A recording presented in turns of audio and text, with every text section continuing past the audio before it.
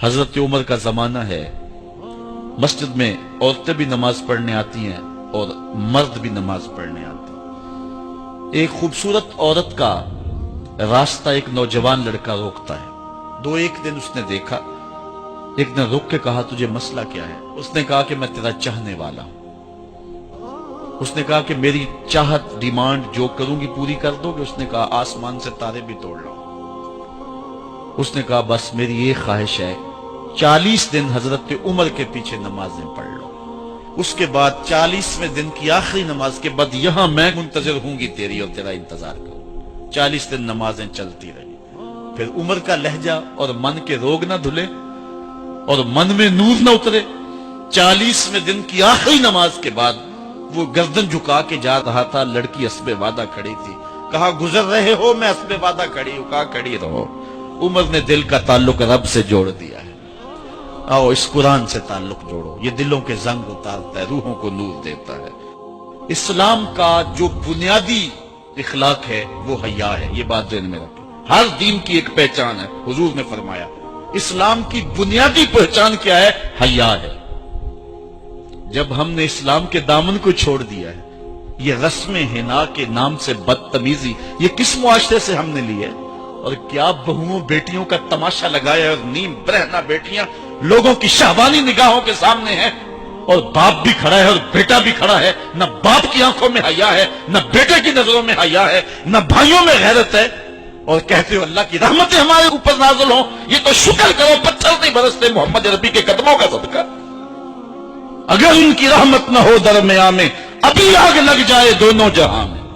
یہ تو ان کی رحمت ہے کہ پتھر نہیں برستے۔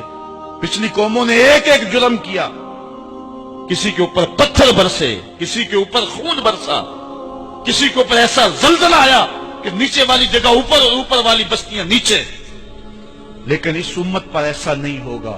اور اللہ نے فرمایا ما کان اللہ لیعذبہم وانت فیہم، محبوب تیری وجہ سے میں عذاب نہیں اتارا ورنہ پیس کے رکھ۔ سر سے لے کر پاؤں تک ہم اسلام میں آ جائیں، چھوڑیں آدھا تیتر آدھا بٹیر، جہاں جی چاہا اسلام کے دامن میں آگے اور جہاں جی چاہا ادھر چلے گئے۔ مسجد میں بھی چندہ دیا اور ہوٹل میں بھی شراب پی، رب بھی خوش رہے شیطان بھی راضی رہے، ایسا نہیں ہوگا۔ رب کہتے نہیں کہ میرے ہو تو پھر میرے ہی ہو۔ کوئی بھی غیرت مند محبوب نہیں جو ہے تسلیم کرتا کہ میرا محب کسی اور کی طرف نظر اٹھا کے بھی دیکھے، تو رب سب سے بڑا غیرت مند ہے، وہ نہیں چاہتا میرا ہو اور کسی اور کی طرف دیکھے۔ تم کون ہے؟ مغربی تہذیب لگتی کیا ہے تمہاری؟ اپنی ملت کا قیاس اقوام مغرب سے نہ کر، خاص ہے ترکیب میں تجھے قوم رسول آ۔ تم غیروں کی نقالیاں کرتے پھرتے ہو، تمہارے سامنے سیدہ عائشہ کی سیرت موجود نہیں ہے؟ تم مغرب کی ٹینوں بننے کی کوشش کرتی ہے میری بیٹی، تیرے سامنے محمد کی بیٹی فاطمہ کا نقشہ نہیں ہے؟ کدھر بھاگ رہی ہے؟ یہ بال کھول کے بازار میں کون جا رہا ہے؟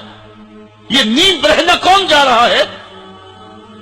دیکھ محمد عربی تجھے کیا آواز دے رہے، ان کا لہجہ کیا، اس کو سن اور زندگی کو اس کی مطابقت میں گزار۔ اصل ہمارے دل زنگ آلود ہو گئے، اس دنیا کے اس ماحول نے ہمیں اس طرح کر دیا ہے کہ آج ہمیں سمجھ نہیں آ رہی کہ ہم کدھر جائیں۔ اور ایک اور حدیث میں حضور نے دلوں کا اور من کا میل اتارنے کے 2 نسخے بیان کیے، ایک کثرت کے ساتھ موت کو یاد کرنا، کثرت کے ساتھ موت کا تذکرہ، اور دوسرا کثرت کے ساتھ جو ہے وہ تلاوت کلام مجید۔ اصل 10-15 سالوں سے ہمارے ساتھ جو کچھ ہوا ہے، آج اگر کوئی تذکرہ موت کرے، کوئی آخرت کی یاد دلائے، کوئی عمل کی بات کرے، وہ کہتے ہیں یہ تو ویسے خوش کیسے، کیا پتا، قبر کا مذاق اڑا رہا ہے۔ اللہ اکبر، قبر دا خوف دے دے کے لوکی مینوں ڈرا دے۔ میں کہتا ہوں لوگ ہے کون ڈرانے والے؟ منکر نکیر کا پتہ آمنہ کے لال نے دیا ہے۔ فَلْيَضْحَكُوا قَلِيلًا وَلْيَبْكُوا كَثِيرًا، تمہارا رب کہتا ہے تھوڑے ہنسا کرو زیادہ رویا کرو۔ رونا دل کا میل اتارتا ہے، باطن کے اجاڑ پن کو دور کرتا ہے، من میں خشیت الہی کے پھول کھلاتا ہے۔ اور حدیث میں آتا ہے وہ آنکھ خوف خدا کی وجہ سے روئی اور ایک بال کی جڑ بھی بھیگ گئی، کل قیامت کے دن وہ بال جہنم میں نہیں جانے دے گا۔ عرض کرے گا مالک یا اسے جنت دے دے یا مجھے نکال لے، تو رب بال تو نہیں نکالے گا، اللہ تعالیٰ اس شخص کو جنت عطا فرمائے۔ لا خیر فی عین لا تبکی من خشیت اللہ، امام ابو نعیم نے لکھا حلیہ میں، اس آنکھ میں بھلائی کوئی نہیں ہے جو خوف خدا میں روتی نہیں۔ رونے کا مزاج بناؤ، طبیعت کے اندر نرمی پیدا کرو۔ اگر طبیعت سخت ہے، بعض لوگ تباً سخت ہوتے ہیں، تو روزانہ شام کے وقت قبرستان میں جا کر کے کچھ وقت گزار کے آیا کرو۔ اپنی طبع میں نرمی پیدا کرو، طبیعت میں سادگی پیدا کرو، اپنے زندگی کے معاملات کو زیادہ نہ پھیلاؤ کہ جو حساب دینا مشکل ہو جائے۔